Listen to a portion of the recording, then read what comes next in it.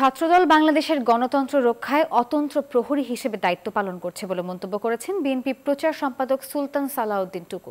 দুপুরে টাঙ্গাইল শহরের শহীদ মিনার চত্বরে আলোচনা সভায় মন্তব্য করেন তিনি। বলেন, ফ্যাসিস্ট আওয়ামী লীগের বিরুদ্ধে ছাত্র জনতার আন্দোলনে ছাত্রদলের অসংখ্য নেতাকর্মী শাহাদাত বরণ করেছে, আর আন্দোলনের মূল দায়িত্ব পালন করেছে বিএনপি ও ভারপ্রাপ্ত চেয়ারম্যান তারেক রহমান।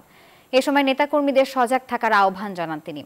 সভায় বিএনপি ঢাকা বিভাগীয় সহ সাংগঠনিক সম্পাদক বেনজির আহমেদ টিটো, জেলা ছাত্রদলের আহ্বায়ক দুর্জয় হোর শুভ সহ আরও অনেকে উপস্থিত ছিলেন।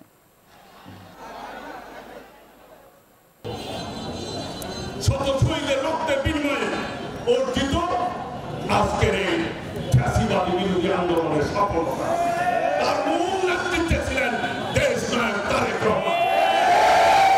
এটি হচ্ছে বাংলাদেশের বাস্তবতা।